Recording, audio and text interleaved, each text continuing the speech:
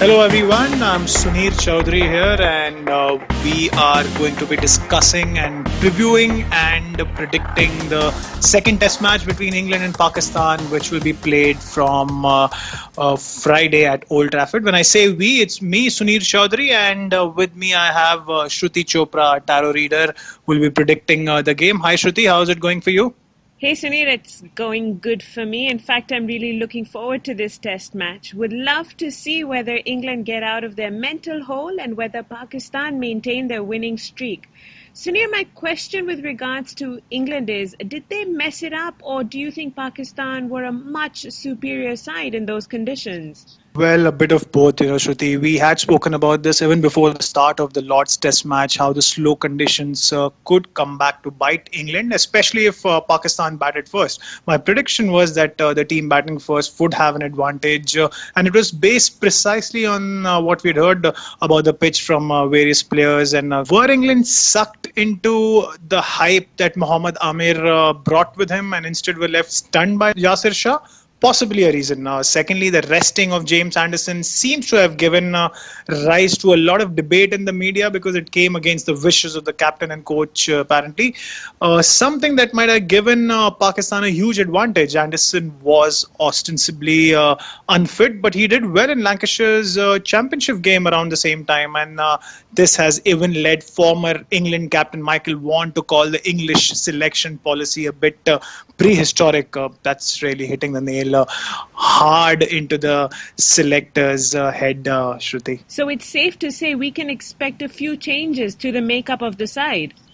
Well, no two ways about that. The selectors have gone ahead with a 14-member squad, which is a bit of a surprise for a home test match. Usually you name 12 or at maximum 13 members if there are injuries or so in the squad. That obviously speaks volumes about what their mindset currently is. A bit confused about how to go about things. England will bring in James Anderson for this match. And the way Stephen Finn bowled in the entire Lord's Test match, I think he might be the one to sit out. Then there's Ben Stokes in the lineup too, and he might get a chance, while the other bowler who could be looked at is Adil Rashid. He's also part of the squad. But a lot could depend on how the pitch is expected to play. If it's a slow one, who knows? Moeen Ali and Rashid could both feature in the game, whereas Jake Ball and Finn sit out. But where does that leave Stokes? The more pertinent question, I think, Shruti, is I suppose who will the captain and coach finally go for? It's not about the changes, it's about what will be those changes, and quite frankly it's a big conundrum for the English side. Shruti, do you think England can recover from this and be dominant in this test match? Well, Suneer, the cards are giving me the sense that England may just restrict themselves. It's as if they fear playing their natural game. I can understand they don't want to see a repeat of the push-up celebration, but they should be careful of getting bogged down so very early. Their strategies should be on the money, but as the game progresses, their mindset will improve. But their first innings batting may not start off on the best note, but as the innings progresses, it should display much needed command. Now the bowlers appear to have a good start and a very crisp ending with the ball, but midway the noose could loosen. This should allow the Pakistanis to claw back in, and England certainly wouldn't want that. They wouldn't want that. They wouldn't want the push-up celebration for sure. I think Alistair Cook wasn't a very happy man at the end of the test match looking at the celebration. But will they manage to iron out their issues in the second half? They really should, but Suneer, I'm concerned with how they could lose their aggression. And again, they may not bat with a natural flair, despite having a good start to the innings. Bowling like the first half starts and ends well, but again, midway, it's not tight enough. But I guess how you end is what matters.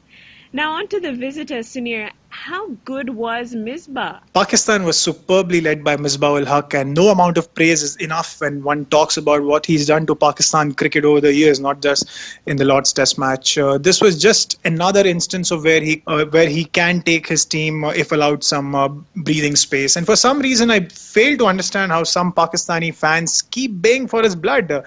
Speaking of this game, I doubt Pakistan will want to change anything, but they will want something more from their openers.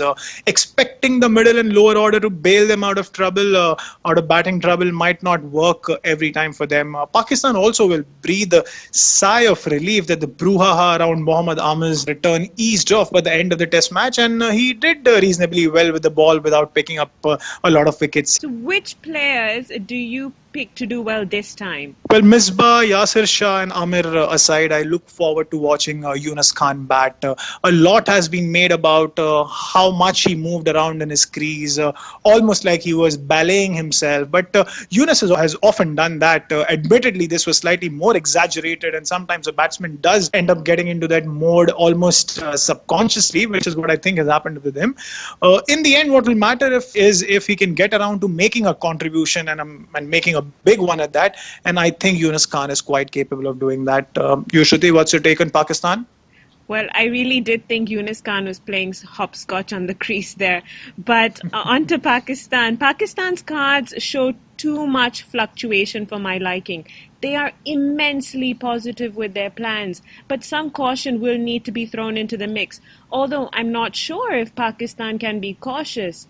With their first innings, the batting doesn't seem to have the best start. But like I mentioned earlier, England bowlers will make it easier on their middle order. That's when they should be seen capitalizing.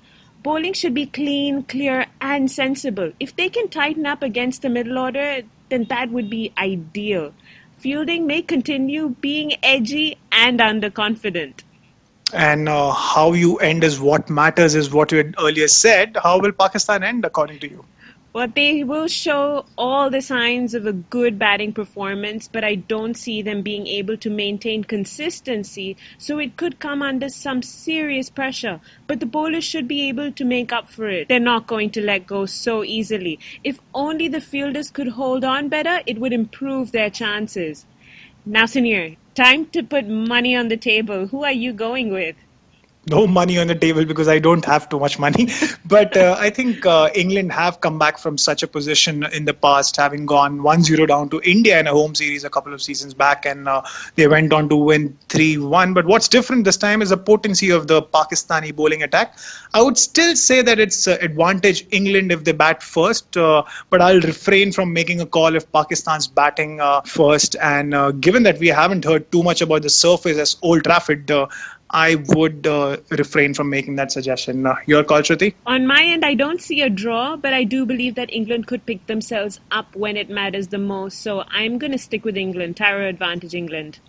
Well, that's great. We are sort of on the same side of the fence this time, but our previews and predictions will continue. We have another CPL game coming up. So my suggestion is please do subscribe and follow us on Twitter as well. Our details are mentioned in the description box below. Have a good one. Bye-bye.